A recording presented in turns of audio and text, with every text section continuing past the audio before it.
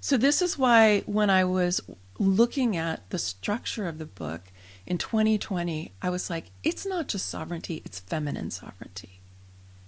What are our responsibilities as empowered people? What are our responsibilities? Because, and we see this a lot in the United States now, if you take people who are empowered, right, who feel personal power, right, but do not feel responsibility to the whole, they become dangerous in an environment where they can get guns and assault rifles. And we're seeing that a lot, right? This is the sovereign being of individualism who now can go out and get an assault rifle and go and do whatever. And for them, they're doing it related to their belief system, right? This is how powerful a belief system is. Crosses the line to say, well, I'm going to harm people. But this is kind of like that whole piece about personal empowerment gone totally sideways.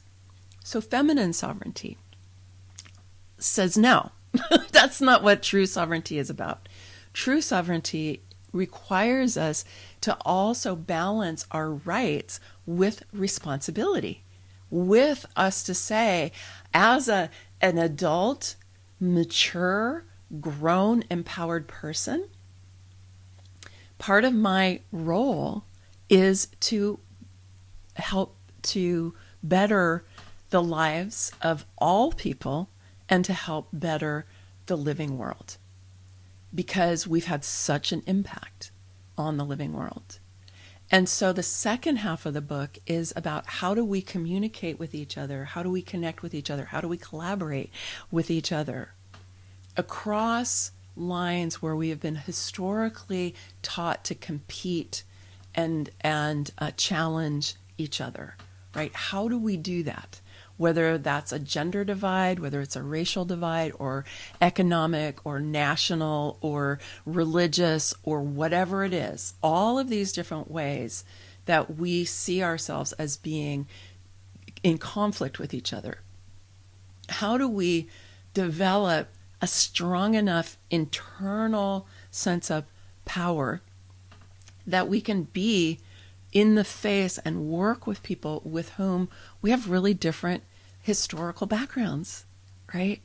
How do we do that so that we can start to foster the realization that we are actually all in this together?